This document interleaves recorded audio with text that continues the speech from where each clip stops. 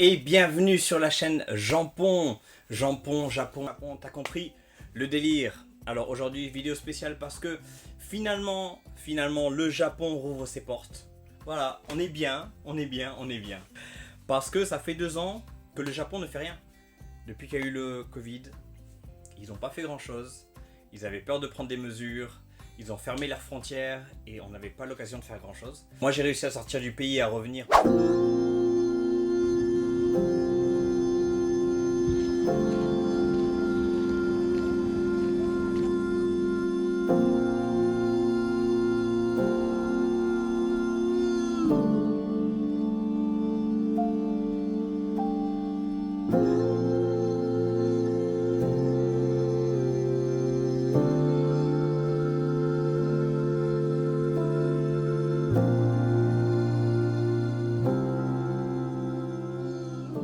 À revenir parce que j'ai mon visa donc qui est un visa de travail ici.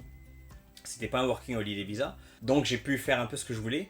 Mais quand je voulais avoir ma famille qui voulait venir me visiter, c'était pas possible. À l'époque, donc quand j'ai réussi à voyager, il me semble que c'était au mois d'avril de l'an dernier, ils m'ont demandé de faire 3 jours de quarantaine. 3 jours qui étaient horribles avec de la bouffe dégueulasse, même s'ils disent que au Japon t'as de la bonne bouffe et tout ça. Non, faux.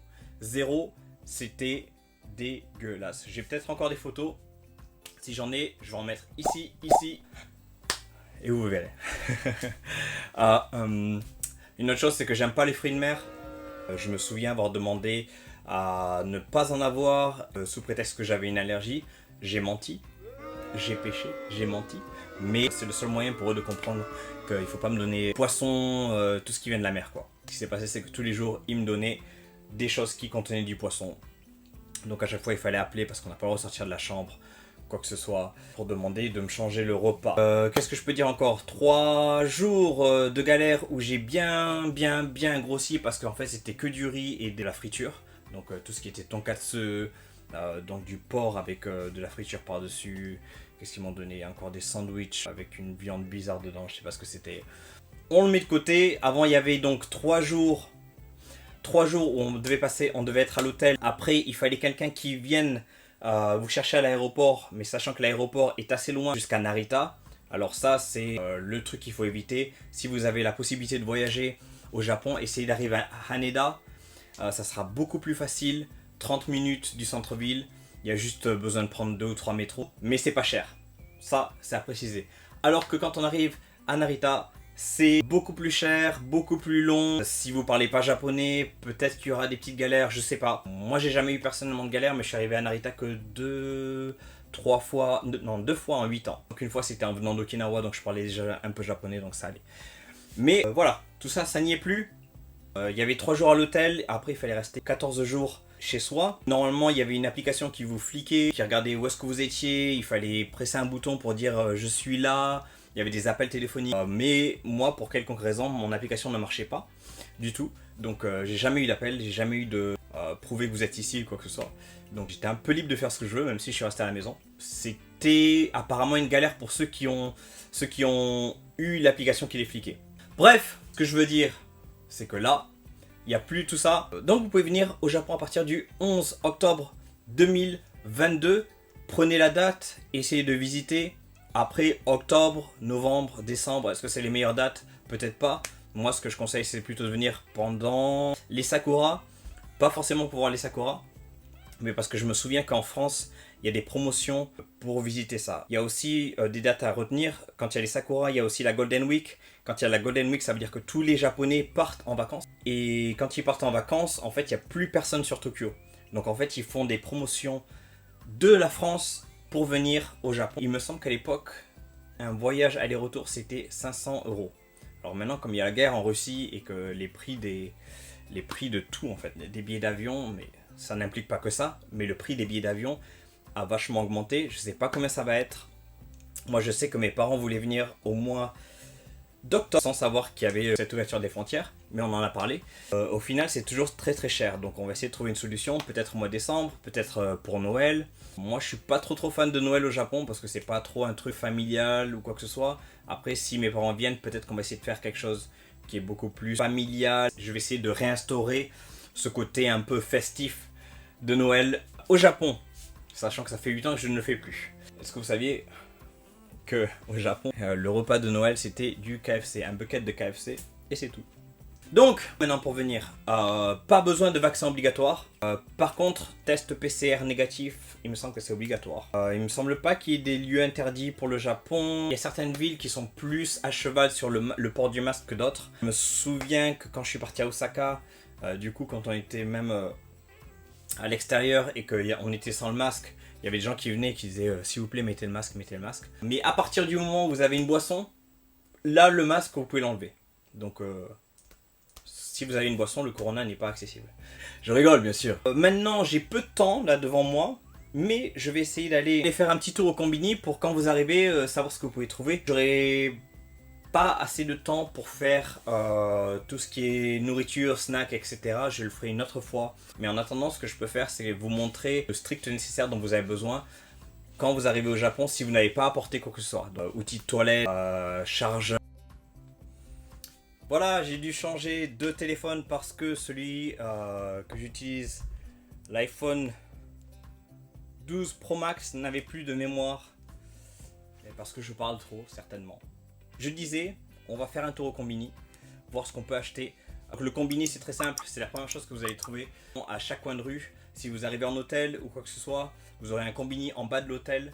Moi, mon Combini préféré c'est 7-Eleven parce qu'on peut trouver à peu près tout ce qu'on veut et qui est bon. En général, les autres, à part Natural Lawson, qui est un peu spécial, ils essaient un peu de copier ce que font 7-Eleven parce que 7-Eleven innove et le reste copie. C'est mon point de vue. On peut ne pas être d'accord, commentez en dessous si vous êtes au Japon et que vous n'êtes pas d'accord. Je suis ouvert au débat. Qu'est-ce que je voulais dire? Écoutez, on y va. Le Japon ouvert à partir du 11 octobre 2022. On va au Combini. Je ferai une vidéo, je le promets, je ferai une vidéo sur les Combini en achetant un peu tout et en vous disant ce qui est bon, ce que je recommanderais pour la junk food, la bonne food si vous avez mangé équilibré. Par contre, manger équilibré dans un Combini, bonne chance. C'est tout. On se voit. Si je dis pas au revoir durant ma vidéo parce que je risque d'oublier, je vous dis au revoir maintenant. Et écoutez, je fais une vidéo maintenant que je mettrai après. Je vais faire un espèce de montage. Je fais ça parce que là on va au Combini. Là j'ai un peu envie de vous montrer ce qui est bien acheté au Combini et ce qui est pas bien acheté au Combini. Ça va être très rapide. C'est une petite vidéo vite fait, improvisée. Comme vous voyez là je suis en pyjama. Donc voilà, on y va. Allez, suis-moi. On arrive au Combini, mon préféré, le 7-Eleven. C'est parti.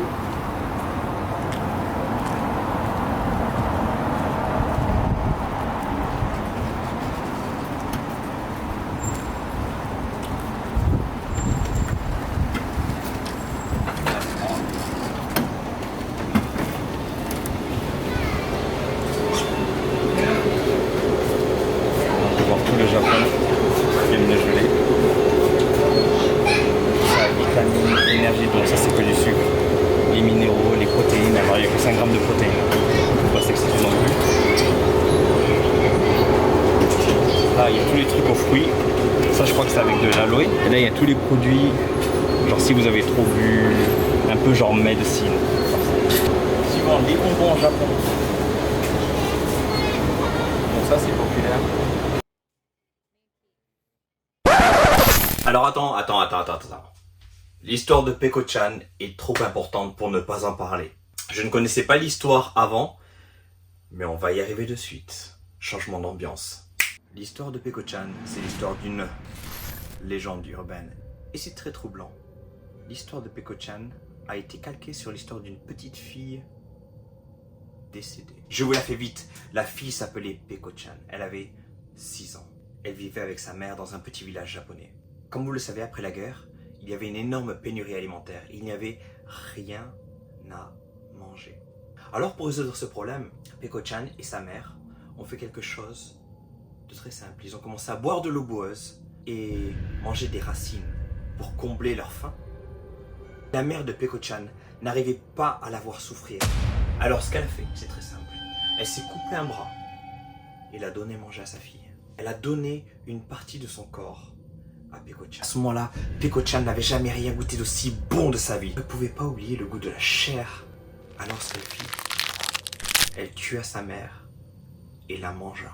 Consommée par le goût de la chair humaine, Peko-chan finit cannibale. Alors maintenant, ils disent que Peko-chan a toujours sa langue sortie. Pourquoi? J'ai l'air d'un psychopathe. Mais on revient. Toujours la langue sortie parce qu'elle lèche le sang de sa mère sur ses joues. Le prénom Milky, que vous avez vu juste avant, quand on réorganise le son, Milky, kill me. Milky, kill me. Tue-moi. Les derniers mots de sa mère lorsqu'elle la tua. C'est donc pour ça que le slogan de l'entreprise, à l'heure d'aujourd'hui, est que le lait a le goût de maman. C'est dégueulasse. La même société qui s'appelle la société Fujiya a fait un autre personnage qui s'appelle Poko-chan, qui est le petit ami de Peko-chan, le petit ami d'une psychopathe.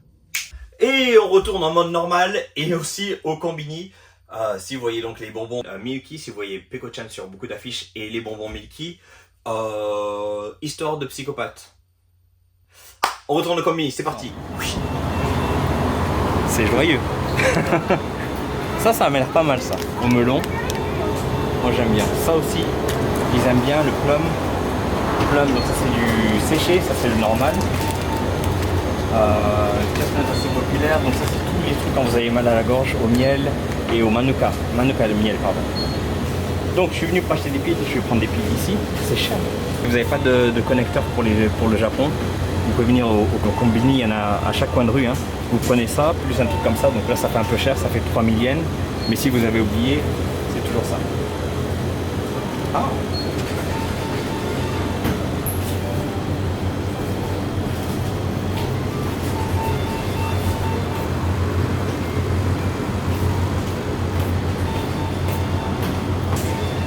Ici donc, tout ce qui est magazine, donc là il ne faut pas chercher, il n'y a pas de magazine pour les étrangers. Par contre ça ils ont commencé à cleaner un peu parce qu'avant il y avait plein de magazines pour les pervers on va dire. Mais ils ont cleané parce que c'est toujours à la vue des enfants. En fait, vous voyez si vous êtes un enfant, c'est ici. Et avant il y avait plein de filles dénudées en mode pose sexy. Là pour ceux qui aiment bien les mangas, donc Berserk, j'en parlais la dernière fois, je sais plus quand, je crois que c'était à Nakano. Qu'est-ce qu'il y a d'autre? Je connais pas tout ça. Le nécessaire de toilette dont vous aurez besoin. Donc tout ça c'est pour se laver le corps et tout. En général ils vont vous dire ça pour vous laver sous les aisselles. Il n'y a pas de déodorant qui est bien au Japon. Donc venez avec votre déodorant, ça c'est très important. Mais sinon à part tout le reste c'est à peu près normal. Les boissons on retrouve tout ce qui est à peu près normal. Donc le Coca-Cola, ça c'est pas mal. Tout ce qui est cider. Ça ressemble pas à du 7-Up, du Sprite. Il me semble pas qu'il y ait du Sprite ici. Mais on peut trouver du Sprite au Japon. Ça c'est tout ce qui est café. Donc là, attention.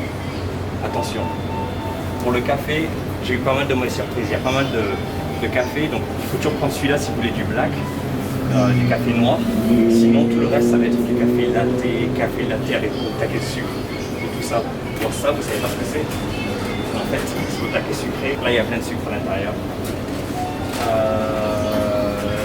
Pareil pour le Starbucks, il y a les mini Starbucks, donc c'est pareil, c'est latte avec plein de sucre. Tout ce qui est thé, donc ça va être populaire. Moi, je prends toujours ça en général parce que je veux pas du plastique. Le jasmine tea ici, il est pas cher, dans de la lune. Et ça peut être recyclé. Après, c'est toujours du thé, les jus de fruits plein de sucre. Encore une fois, il a tout ce qui est bière, tout ce qui est alcool japonais. Voilà.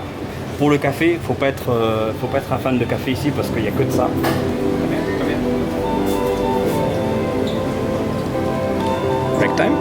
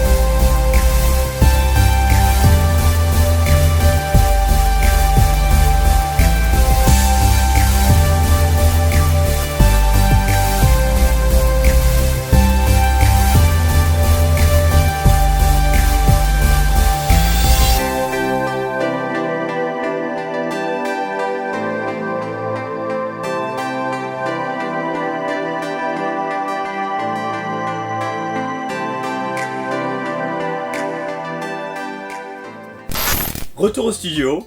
Voilà, c'était juste pour vous faire des bisous. N'oubliez pas de liker, de vous abonner, de commenter, de me dire vos critiques. Dites-moi aussi ce que vous avez aimé. Je suis ouvert à tout, mais surtout mettez un petit pouce bleu, commentez et abonnez-vous. Please. Je vous dis au revoir, des bisous, ciao.